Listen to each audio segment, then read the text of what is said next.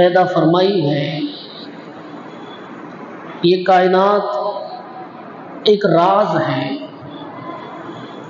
اور اس راز کی تحقیق میں روز اول سے آج تک تحقیقات،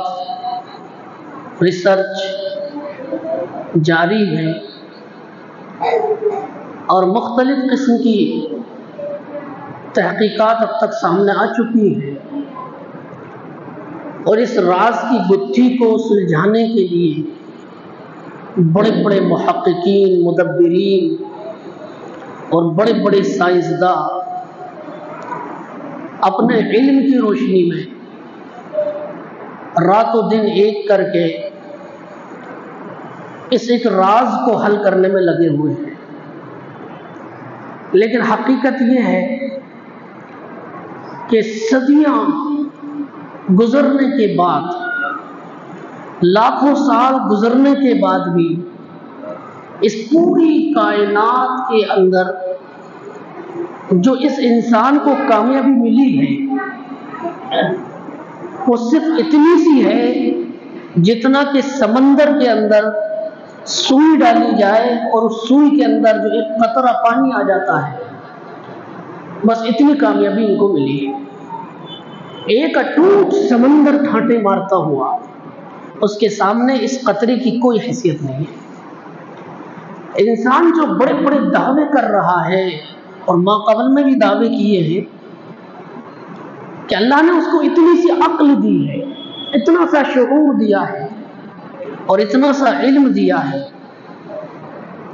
وہ اس اتنے سے علم، اتنی سی عقل اور اتنے سے شعور کی وجہ سے بڑے بڑے دعوے کر رہا ہے، بڑی بڑی ریسرچ کر رہا ہے، یہاں تک کہ چاند اور ستاروں پر کمندے ڈال رہا ہے، بجائے اس لیے کہ وہ اپنی ریسرچ کے ذریعے، اپنے علم کے ذریعے اللہ کی اس کائنات پر جہاں وہ غور کر رہا تھا تو وہ بے ساختہ جو حقائق اس کے سامنے آ رہے تھے وہ حقائق لوگوں کے سامنے رکھتا، بلکہ قرآن میں اللہ سبحانہ و تعالی نے جو بات ارشاد فرمائی، وَكَأَيٍّ مِّنْ آيَةٍ فِي السَّمَاوَاتِ وَالْأَرْضِ يَمُرُّونَ عَلَيْهَا وَهُمْ عَنْهَا مُعْرِضُونَ، کہ آسمان و زمین میں بے شمار نشانیاں ہیں جو اللہ نے پھیلا دی ہیں، جو اللہ کی معرفت کے لیے کافی ہیں۔ اللہ کی خالقیت کو، اس کی وحدانیت کو، اس کی ربوبیت کو پہچاننے کے لیے اللہ نے اتنی نشانیاں اس کائنات کے اندر، اس زمین کے اندر، اس آسمان کے اندر پھیلا دی ہیں۔ وہ روزانہ صبح و شام ان نشانیوں کو دیکھتا ہے، ان سے گزرتا ہے، وَهُمْ مُعْرِضُونَ، لیکن ان پر غور نہیں کرتا، وہ نظر انداز کر کے گزر جاتا ہے۔ اللہ کی نشانیوں سے، اللہ کی جو نشانیاں کائنات میں پھیلی ہوئی ہیں ان پر سے گزرنے کے باوجود وہ دھیان نہیں دھرتا، وہ توجہ نہیں دیتا کہ یہ نشانیاں اس بات کی دلیل ہیں کہ یہ جو کائنات سجی ہے یہ کسی نے سجائی ہے، خود بخود نہیں سج گئی ہے۔ سورج کا اپنے وقت پر نکلنا اور چھپنا، چاند کا اپنے محور میں گردش کرنا، زمین کا اپنے محور میں گردش کرنا، یہ جو پورا ایک نظام بنایا گیا ہے اس کائنات کا، یہ کیا خود بخود بن گیا ہے؟ سورہ یاسین کے اندر اللہ تبارک و تعالی نے جو انکشاف فرمایا ہے، ایک حقیقت بیان فرمائی ہے، وَالشَّمْسُ تَجْرِي لِمُسْتَقَرٍّ لَهَا ذَلِكَ تَقْدِيرُ الْعَزِيزِ الْعَلِيمِ، یہ سورج جس کو تم روزانہ دیکھتے ہو اس کا ایک دائرہ ہے، اور یہ اپنے دائرے میں گردش کر رہا ہے، اپنے مستقر میں گھوم رہا ہے، اس دائرے سے یہ ہٹتا نہیں ہے۔ ذَلِكَ تَقْدِيرُ الْعَزِيزِ الْعَلِيمِ، اور یہ جو دائرہ اس کو دیا ہے، ایک زبردست حکمت والے بادشاہ نے اس کو یہ دائرہ دیا ہے، یہ اس سے آگے پیچھے نہیں ہو سکتا۔ ایسا نہیں ہے کہ سورج چاند کے دائرے میں چلا جائے، کبھی ایسا ہو کہ جناب دن ہو رہا ہے اور اچانک سے رات ہو جائے، یا رات ہے اور اچانک سے دن نکل آئے، کبھی نہیں۔ یہ صرف اسی وقت ہوگا جب آسمان اور زمین کو ہلا دیا جائے گا اور سورج اور چاند آپس میں ٹکرائیں گے، وہ اپنے اپنے دائروں کو چھوڑ دیں گے۔ والقمر قدرناه منازل حتى عاد كالعرجون القديم۔ اللہ فرمانا ہے کہ ہم نے چاند کو کچھ منازلیں چاند کے لیے متعین کر دی ہے، وہ ان منزلوں میں اپنا سفر طے کرتا ہے، اور سفر طے کرتے کرتے اتنا پتلا، اتنا باریک ہو جاتا ہے جیسا کہ سوکھے ہوئے کھجور کی ٹہنی ہوتی ہے، اس طرح سے پتلا ہو جاتا ہے۔ 14ویں رات کا جو چاند ہوتا ہے جسے بدر کامل کہتے ہیں، وہ پورا چاند ہوتا ہے، پھر وہ چاند گھٹنے لگتا ہے اور گھٹتے گھٹتے گھٹتے کچھ دن کے لیے وہ غائب ہو جاتا ہے، اور پھر ایک دم ایک باریک سا چاند نظر آتا ہے۔ والقمر قدرناه منازل حتى عاد كالعرجون القديم لا الشمس ينبغي لها۔ سورج کو یہ اختیار نہیں ہے کہ وہ چاند کو پکڑ لے، اور نہ رات کو یہ اختیار ہے کہ وہ دن پر غالب آ جائے، دن سے سبقت لے جائے، جلد بازی کر جائے۔ نہیں،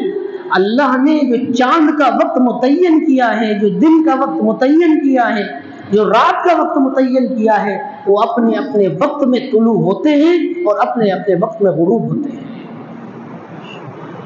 وَكُلٌّ فِي فَلَكٍ يَسْبَحُونَ، اور یہ تمام کے تمام ستارے، سیارے، چاند اور ستارے، یہ سب اپنے اپنے دائرے میں تیر رہے ہیں۔ اللہ نے ان کا ایک دائرہ متعین کیا ہے۔ آپ اندازہ لگائیے، 1450 سال پہلے قرآن نازل ہو رہا ہے، اور اس وقت قرآن وہ سائنس کے تحقیقات جو آج ہو رہی ہیں اور جن پر بڑے بڑے دعوے کیے جا رہے ہیں، اس زمانے میں جبکہ فلکیات کے ماہر نہیں ہوتے تھے، یعنی اس طرح کی کوئی تحقیقات سامنے نہیں آئی تھی۔ ایک زمانہ ایسا بھی گزرا ہے جب لوگوں کا یہ نظریہ تھا کہ یہ جتنے بھی سیارے ہیں، چاند ہے، سورج ہے، زمین ہے، یہ سب اپنی جگہ ٹھہرے ہوئے ہیں، ان کے اندر کوئی حرکت نہیں ہے، کوئی تحریک نہیں ہے، یہ اپنی اپنی جگہ جمع ہوئے ہیں۔ پھر کچھ دنوں بعد لوگوں نے اس پر تحقیقات کی تو لوگوں کو معلوم چلا نہیں، یہ جتنے بھی سیارے ہیں یہ سب کے سب سورج کے ارد گرد چکر لگا رہے ہیں۔ البتہ سورج اپنی طرح اپنی جگہ ساکن ہے، وہ کسی کی طرف چکر نہیں لگاتا۔ پھر تحقیقات ہوئی، اور تحقیقات کا ایک موضوع خود قرآن نے دے دیا۔ تحقیقات کی گئی تو معلوم چلا کہ تمام سیارے سورج کے ارد گرد چکر لگا رہے ہیں، اور سورج خود چکر لگا رہا ہے، وہ بھی گردش کر رہا ہے۔ جو بات 1450 سال پہلے قرآن نے بیان فرما دی تھی، اس بات کی تصدیق کرنے کے لیے ایک طویل زمانہ درکار تھا، اور اتنے طویل زمانے کے بعد لوگوں کو یہ بات معلوم چلی کہ قرآن نے جو بات کہی تھی وہ بات تو صحیح ہے۔ تو اللہ سبحانہ و تعالی نے یہ جو پوری کائنات بنائی ہے، یہ اتنی بڑی کائنات ہے، اتنی بڑی دنیا ہے کہ آپ اندازہ لگائیے کہ ایک چاند ہی جو ہم سے سب سے قریب ہے، چاند زمین سے سب سے قریب سیارہ ہے، اور اس کی دوری تقریباً 2,40,000 میل ہے، اسی لیے ہمیں نظر آتا ہے۔ اس طرح کے سیارے، اس طرح کے ستارے لاکھوں نہیں کروڑوں کی تعداد میں اس فضا کے اندر موجود ہیں۔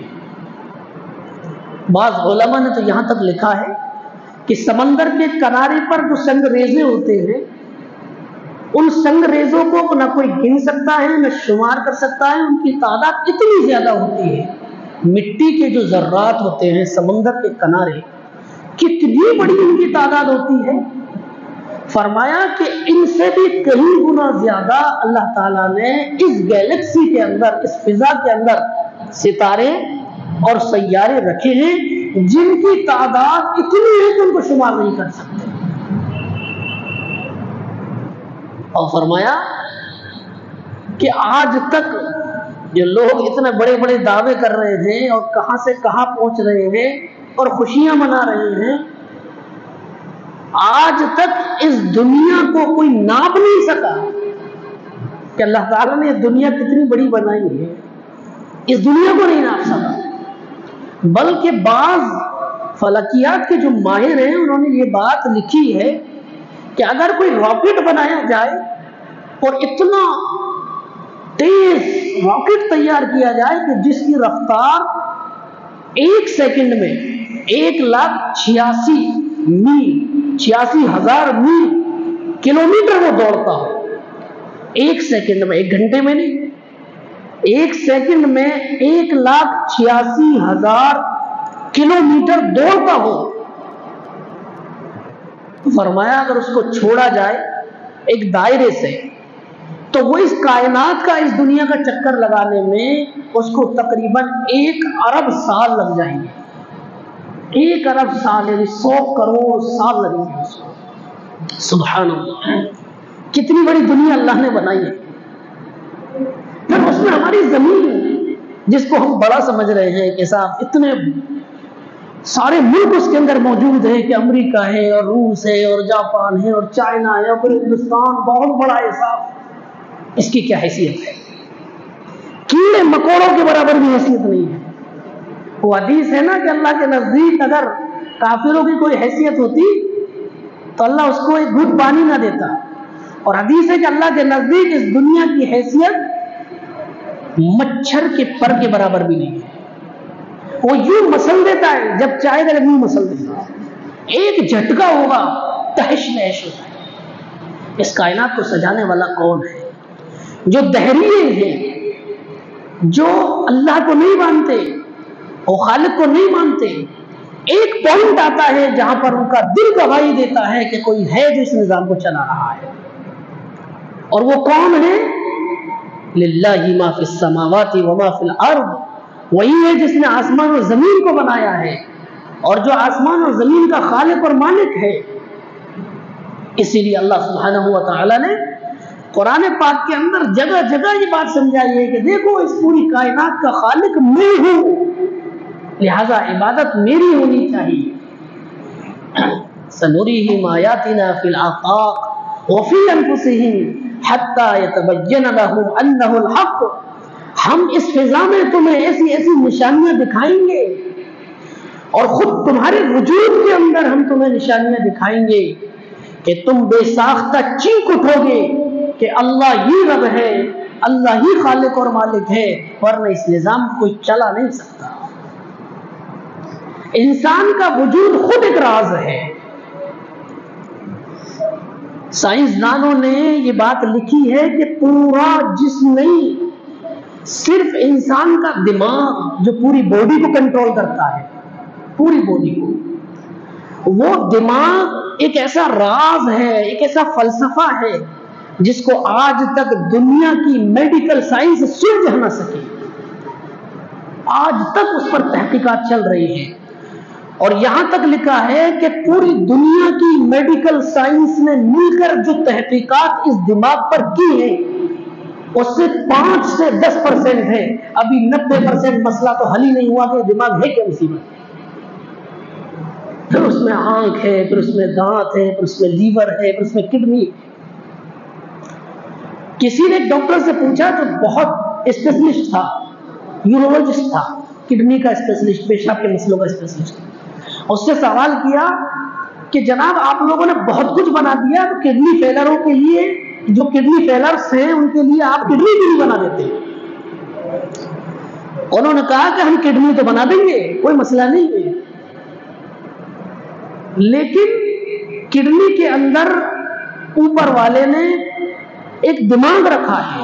وہ دماغ ہم بنا نہیں سکتے۔ کڈنی تو ایک مشین ہے، وہ ہم بنا دیں گے، اس میں جو نیفرونز ہیں وہ بنا دیں گے، چھاننے کی تدبیر سب کچھ بنا دیں گے، لیکن اس کا جو ایک پرسنل مائنڈ ہے، دماغ ہے، وہ دماغ کڈنی کو آرڈر دیتا ہے کہ ہمیں کون سی چیز نکالنی ہے، چھاننی ہے، کون سی چیز بلڈ میں ڈالنی ہے۔ کڈنی کا کام تو چھاننا ہے نا، وہ دماغ کہاں سے لائیں گے؟ وہ تو سب کچھ چھان دے گی۔ تو یا سب کچھ روک دیتی تو وہ دماغ کہاں سے آئے؟ وفی انفسکم افلا تبصرون، اللہ نے قرآن میں حکم دیا ہے انسان تو اپنی ذات پر غور کر، وفی انفسکم افلا تبصرون، تو غور نہیں کرتا، تو سوچتا نہیں ہے۔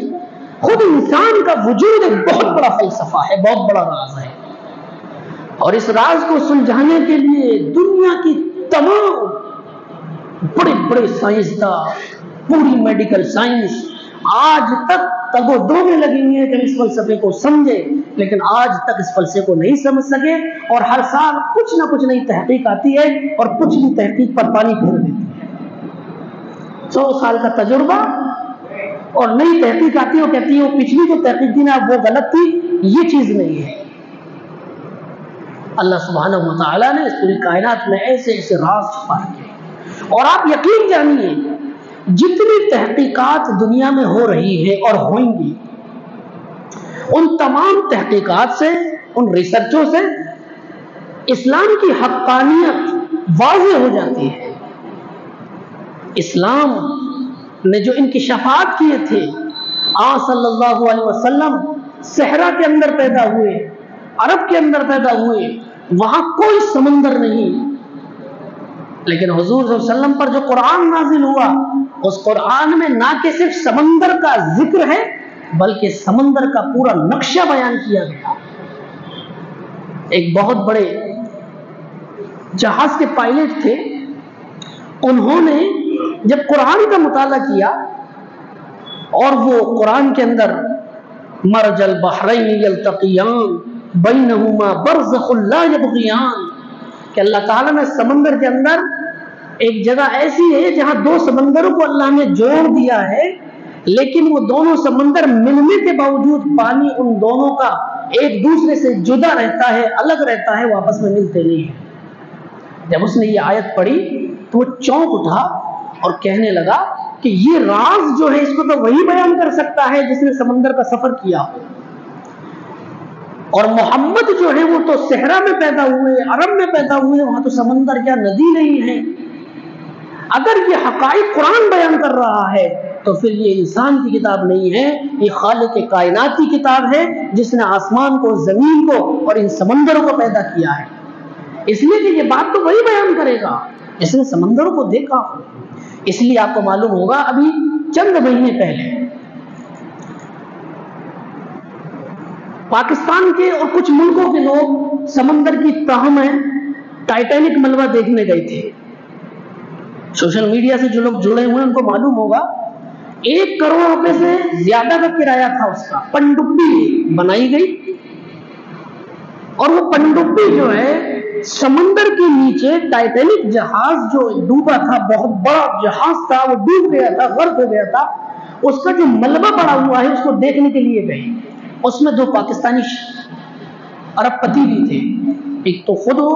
ایک اس کا لڑکا،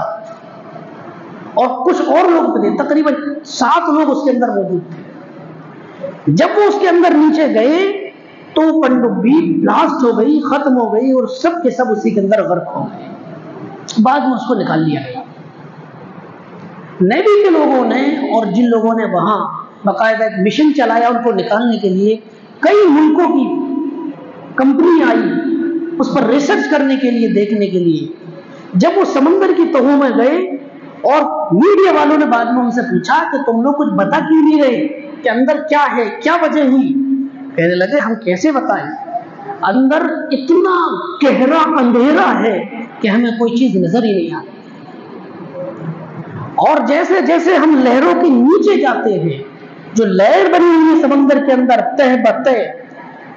ہر لہر کے نیچے جاتے ہیں تو اندھیرا ہوتا ہے، پھر اس سے نیچی لہر کے اندر جاتے ہیں تو اور زیادہ اندھیرا ہوتا ہے، اتنا گہرا اندھیرا ہے کہ ہمیں ہاتھ سے ہاتھ نظر نہیں آتا۔ او کظلمات فی بحر اللجی یغشاہ موج من فوقہ موج سحاب ظلمات بعضها فوق بعض۔ قرآن پاک نے تو اس حقیقت کو 1450 سال پہلے بیان کر دیا، جبکہ نبی صلی اللہ علیہ وسلم سمندر کے اندر نہیں گئے۔ یہ لوگ یہ کہتے ہیں کہ تو محمد صلی اللہ علیہ وسلم اس کو سیکھ کر آ گئے اور انہوں نے لوگوں کو بتا دیا اور نعوذ باللہ کہتے ہیں ورقہ ابن نوفل سے سیکھ لیا اور فلاں سے سیکھ لیا. حضور نے تو سمندر دیکھا ہی نہیں کہ سمندر کے اندر کے حقائق بیان فرمائے. او کظلمات فی بحر لجی یغشاہ موج من فوقہ موج، کہ سمندر ہے اندھیرا اور اٹوٹ اندھیرا، موج در موج اندھیرے ہی اندھیرے ہیں. اور قرآن نے جو حقیقت بیان کی کہ ایسا اندھیرا اذا اخرج یدہ لم یکد یراہا، کہ اگر وہ اپنے ہاتھ کو نکالے تو خود ان کو اپنا ہاتھ نظر نہ آئے. یہ بات کون کہہ رہے ہیں؟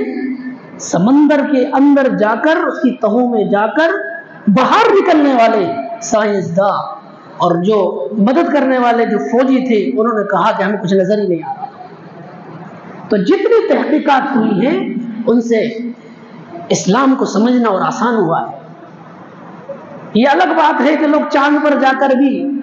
جو حقائق ان کے سامنے آ رہے ہیں ان حقائق کو بیان نہیں کرتے. سب سے پہلے جو چاند پر گئے تھے نیل آرمسٹرانگ امریکہ کے، ان سے پوچھا گیا تھا کہ آپ نے چاند پر کیا حقائق، ایسی کون سی چیز دیکھی جو بالکل الگ تھی. باقاعدہ یہ بات کتابوں میں لکھی ہوئی ہے، کوئی اڑی ہوئی بات نہیں ہے. انہوں نے یہ حقیقت بیان کی کہ جب ہم نے دنیا کو وہاں سے دیکھا تو پوری دنیا ہمیں تاریک نظر آ رہی تھی، اندھیرا نظر آ رہا تھا. صرف 2 جگہ تھی جہاں سے ہمیں روشنیاں پھوٹتی ہوئی نظر آ رہی تھی. اور جب ہم نے ان دونوں روشنیوں کی جگہ کو تلاش کیا تو ایک روشنی مدینے سے آ رہی تھی اور ایک روشنی مکہ سے آ رہی تھی. یمرون قرآن میں فرمایا ہم عنہا معرضون، وہ جائیں گے، گزریں گے، حقیقتیں ان کے سامنے آئیں گی لیکن چشم پوشی کریں گے، حقیقتوں کو چھپائیں